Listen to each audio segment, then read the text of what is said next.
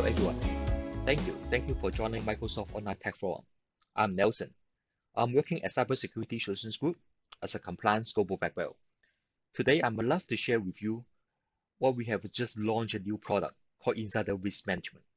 So this product helps our customer to quickly identify is there any potential insider threat in the organization, and also to identify is there any actions that actually violate the code of conduct of the company, and also help you to take immediate actions. So without further ado, let me start. This will show you we have new products called Insider Risk Management, which is taken to GA. So let me give you some background about this product.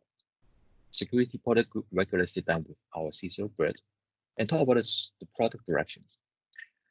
The discussion was around that what is top of mind actually is as a CISO, what he think the trend in the cybersecurity. So from there, we took this insight to plan for our product developments and for the security and compliance solutions. So around 2 years back, there was a similar suggestion. And at that time, Brett, one thing that he mentioned to keep him up at night is actually was insider threat in the company. So while we empower everyone to be productive, at the same time, we need to ensure all things in compliance. That's the reason product group has started research on insider threat. That's become one of the products in a compliance package today. So this is actually not just concerned. We look at the case back to March last year. So the incident was called side dog incident. So actually one ring leader took out a proprietary information from a car manufacturer. And he also asked 3 members of them did the same thing to send out those confidential information for the car design or the operation procedures to their personal emails. So after that, actually nobody discovered this incident. And these guys, the 4 employees, actually moved to the new company together. And until the day, ironically, is one of them by mistake just replying one of the email back to his work email in the previous company. That's the reason that was being discovered. So actually, there is a broad range of the risk from the insider in the company. It could be the IT threat, insider trade, or sensitive data leakage, or even for the conflict of interest reason. So all of them are making CISO risk and compliance team is really hard to on top of it. So, and if we look at the research from the market, over 90% of the organizations actually they feel vulnerable to the insider threat. Insider threat is not necessarily taking out the information for money or for some good positions, or someone just doing this is a malicious. Actually, half of them could be inadvertent doing that because maybe just for their own convenience, and they build the documents and they build the design and they think he is the owner, so by right he can take it out. So that's why we need to have tools to help the company. One side, bring up the user awareness as a part of the company's training. Another side, that we use the tools to take the immediate actions, such as collecting evidence for the legal case, for the legal teams to ensure it is all good enough evidence to file a lawsuit. So before we jump to the demos, let me show you a quick video. What I'm really excited about is this solves a real-world problem for Microsoft, but more importantly, it solves a problem for our customers. We had over 800,000 SharePoint sites. We had to design systems to cull through all the data. And we have this massive set of signals, and determining what's a good signal and what's a nefarious signal. There's a lot of work, and it's very difficult to do. One of the most challenging parts of insider risk is that it's more than just a security problem. Historically, we had no ability to identify trends. Much like security in general, where you're worried about protecting your environment from bad guys coming in and doing bad things, this is about maintaining that balance between privacy and risk management that we want to be able to give to our customers. The digital security risk engineering team developed the solution in-house for Microsoft and then worked with the product engineering team to find a way to bring this to market at scale. One of the best practices for insider risk management is that you're ensuring that you're partnering with legal and privacy and HR from the very beginning. You want to make sure that you're doing the right level of detections to make sure that there isn't things that are happening that are non-compliant. We've learned to not try to solve the entire problem in one piece. Pick the one that's most important, solve for that first, and then expand the capabilities that you have from there. The key differentiator that made all this possible for us is our investment in AI and ML. When you think about all these millions of signals, it's really hard to find that needle in a haystack. But when you have the power of ML, you can reason over that in a short amount of time to be able to surface the right issues that you can then go tackle. For the first time now, we're advantaged because no matter what adversary we're talking about, they don't have the same set of signals and the same set of capabilities that the good guys do. It's really about prevention, detection, and containing risk that may occur while doing that and prioritizing our values, culture, and employee experience. All right, back here. So insider risk management actually comes with a lot of the AI capabilities in solutions, and we have a built-in playbook, and that help organization easily deploy and to find these activities without a lot of configurations. So it's kind of the recipe that we already have it in the product.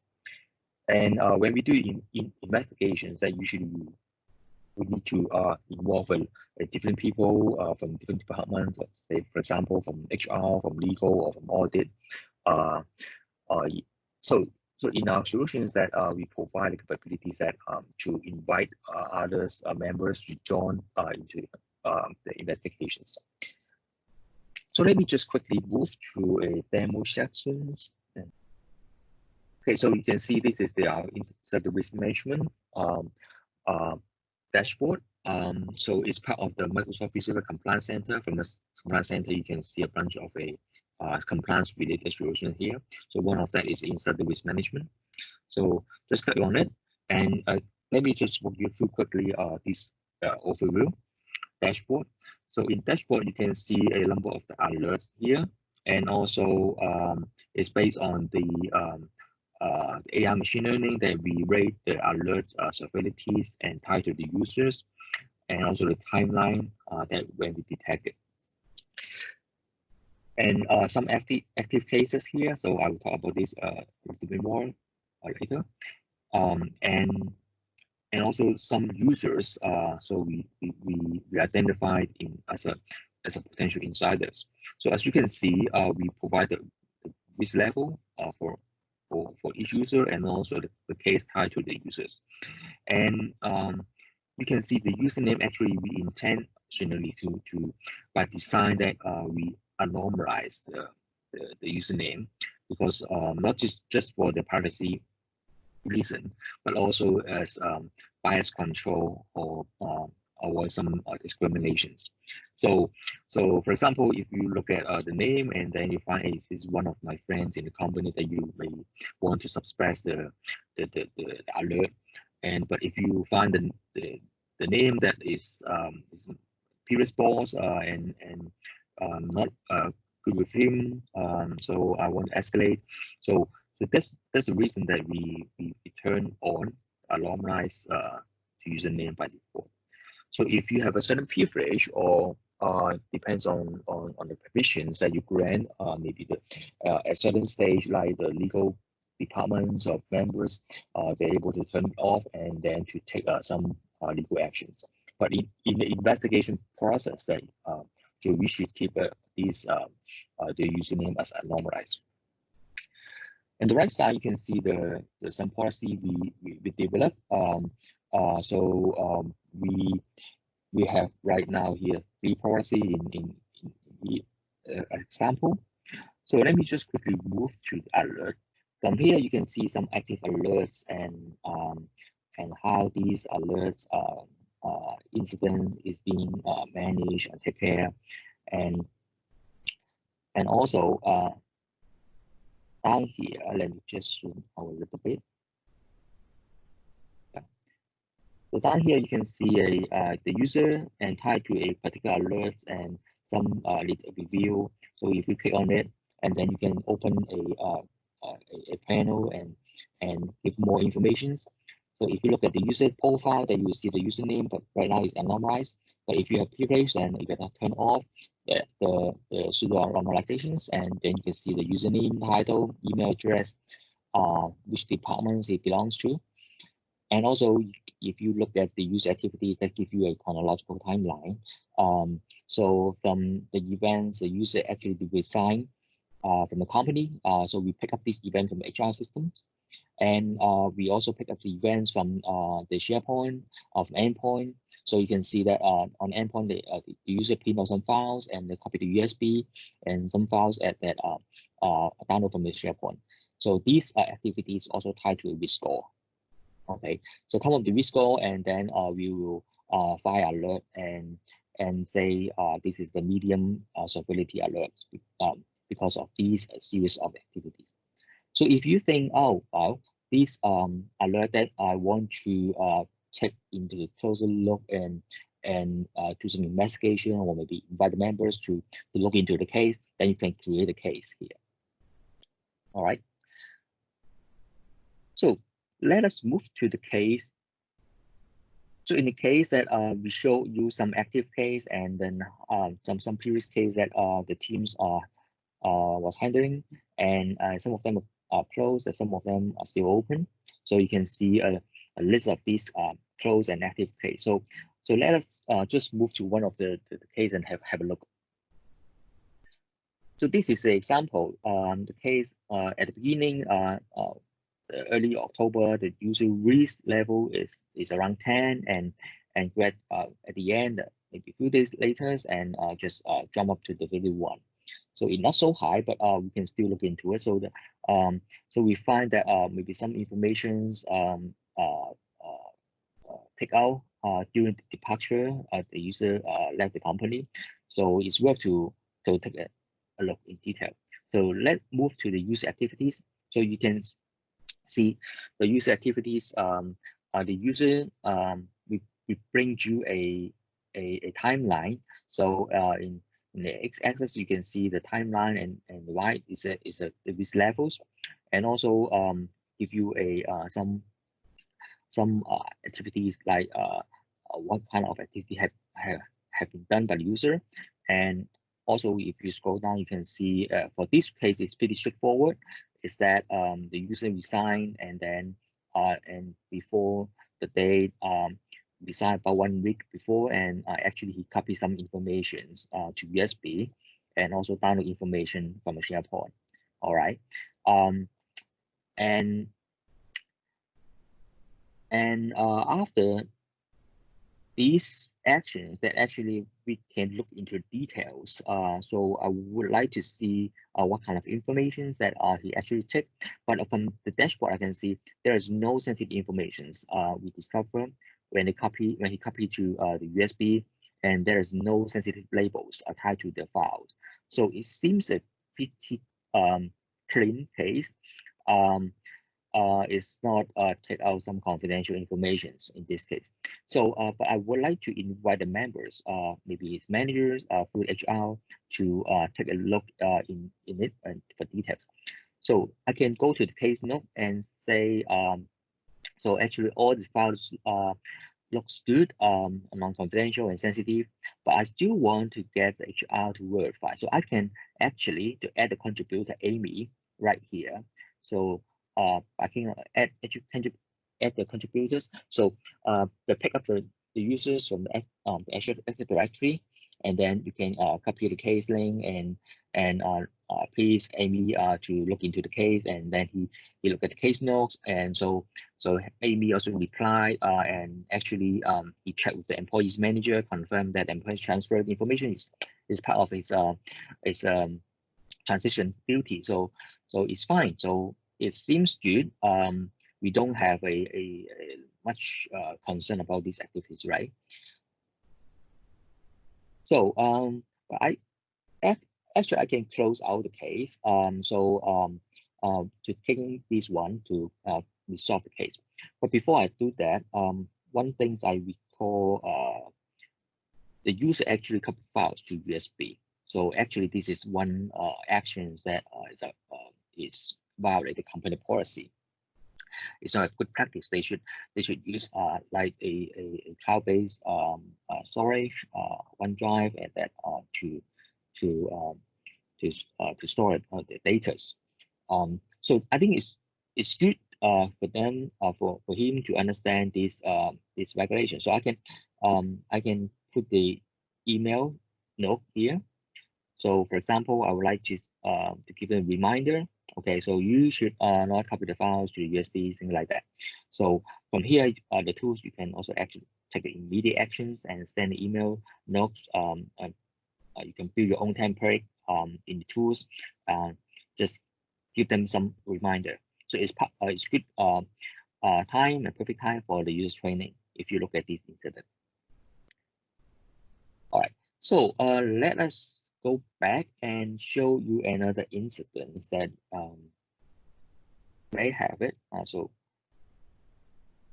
Okay, so this is another one. So we find that the severity is high, and the case is confirmed after investigations.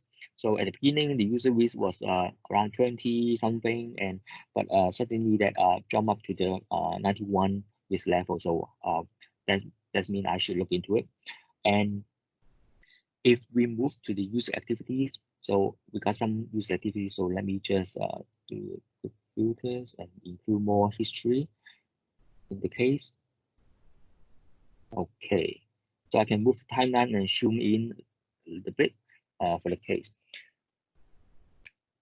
Okay, so if we look at the user activities for these particular users, actually, it is not the first time to violate company policy. So it's a repeat offender, because we can see that for this user previously in sometime in June, actually he already had it inside the case trigger and the case closed. So if I look into it, I can see at that time our team give him a comment saying, hey, actually this some of the actions that violate the code of conduct. So if you look at these activities, so sometimes in June, actually he sent some offensive language email to someone to send out free emails. So it's not the first time, but also a couple of times, and also in the chat message as well. So at that time, our team investigated the case, and then he actually already gave him a warning, okay, through the system. And that time the case was closed. But after 2 months time, and then we also can find some activities from the users, and actually he download some information to USB, and also the email some information to external that includes a internal only labels files. So in the two emails. So at that time when we investigate case, and we actually also give him a warning, and also he acknowledged the warning as well. So at that time we consider this a possible data leak. So he is not the first time to violate company policy, right? So it's a repeated offender. If we look into this timeline in detail, so right now we see that the user actually resigned 4th of November. Before he resigned, actually he copy out information to USB again, and this time that contains some credit card information, and also 200 files include confidential informations, because of the file is labeled as confidential. And I also find that he downloaded a bunch of the information from a SharePoint as well. So a lot of information contains confidential information. So so right now, I think it's good to have all this evidence on hand, and I can look into the details and see what actually is the users copy these informations or download this information. I can click on the Content Explorer. So from the Content Explorer, I actually can look into the details, what kind of information that he copied to the USB. So for example, here I can open and give you a preview of the PowerPoint that actually is kind of the new product that we designed, and it's a highly confidential information. But he tried to take it out before he left the company. So definitely is a major security incident. So in this case, that I also want to shoot a investigation. So I can also look at the case notes.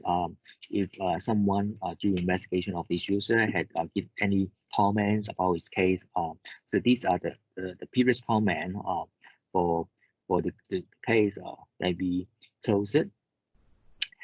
And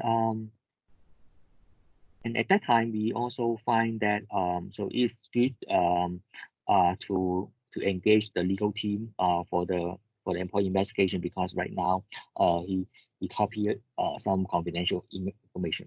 Okay, so I from this insider risk management, I can actually click on the escalate to for e-discovery. So I can put a name here and create an advanced e-discovery case. So we package all these evidence, documents. All right, so the last piece I would like to show you is how to create a policy. So let's just go back to this dashboard. From here, you can see a policy tab. So if you go to the policy tab, that I can see there's a couple of the policy already there, and you can click on the create new policy. So you can just put a name here, for example, departing employee. Okay. As you can see, we have a couple of playbook here. One of that is a departing employee data theft, and if I chose this one, that is all the recipe already there, and you don't need to configure anything. You just activate it and use this template. And from here, you can see actually this policy will connect to one of the HR connectors. So you can set a connector to your HR system, for example, the Workday or SAP or some other HR systems that we can use a connector connect. And this connector look at the HR system if the user resign and submit the resignations in the system, so that we trigger the alert. So from there, we will trigger the policy. So the idea is that. Okay, so if I hit next, and from here you can choose the users to part of this policy. So for example, if I chose all user here, so any users submit the resignation in the HR system that we generate the alert, and also this user, if I configure all user here, that will fall into this policy. And the next page, you can define what kind of content in your environment, for example, in SharePoint site, or what kind of sensitive information that in your environment that we consider high priority. So we give extra higher score if we come up some incidents regarding these kind of the data.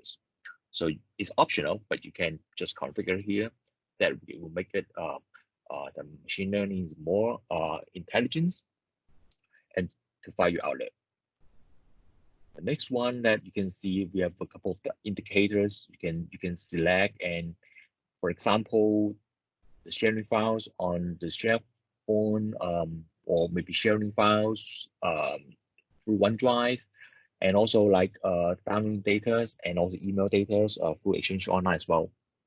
And also we got the signals from the endpoint, so see if there are any sensitive data is copied to USB or upload to the Dropbox, or in the cloud storage, or printing, or actions. So it's very important indicator. It's especially if you look at correlations with HR system, and we look at the user actually is resigned, and before that they did this kind of the actions. So we'll add more and more indicators, say in our roadmap to bridge to a different systems, or even some some external system out of the IT environments. We're also bringing all these indicators back to the systems. So it's all. And the last thing you can see the measure anomalous some activities. So we got the signals from the Azure directories, and also we got the different signals from our threat detection as well. So with machine learning, we understand all these activities. Is there any potential data leak intentionally or unintentionally behaviors? So that's all for the indicators. So you don't need to configure any policy or scripts to tell the system, to educate the systems, unlike other UEBA or user active monitoring systems that you need to install the agents, or you need to have a lot of scripting to educate the system. But with these solutions that actually you don't need, everything is automatic, and through the machine learning, then we all add these indicators by default. You hit next, and then you can define the policy timeline. Say, for example, if you triggered HR systems alert, and then you want to look into the system and monitor user behavior for the next 30 days until the user left the company. And also you can track back the user activities, like for example, up to 180 days, see any activities that come into place, and then we use the machine learning and to come up a risk scoring for the user, and also the fire alert. Hit legs, and it's all done. So it's pretty straightforward, and you don't need to have a lot of the configurations, right? So we just close it, and that's all for the insider risk management. So let me go back to the PowerPoint, and then we can close it out. All right, okay, back. So as I just showed you, in the IRM solutions, we build in 3 playbooks. One is the departing employee data theft, and the next one is the data leak to identify is there any potential intentional or unintentional data leak activities in your environments. And the third one is that through machine learning, we understand the user communications. So this one is what the policy for HR to identify is there any email communication that may contain some harassment or a violence language, whatever, that may violate the company code of conduct policy. So this is one. We build a lot of the machine learning here, and to understand the language. So we are adding more and more playbooks into the solution. So by using these playbooks, it's super easy for you to just one click, then you can activate the policy. All right, so that's all for today's my presentation. I hope you enjoy it. We come to the end of these sections. I'm so thankful for your time and joining with me today. So I hope you find this information useful, and this new capability can help you in your compliance journey. So if you have any questions, comment, just let us know. So you can connect me in LinkedIn. So I'm happy to help you, happy to answer all your questions. So I'm looking forward to speaking with you or meeting with you soon. Thank you so much. Bye.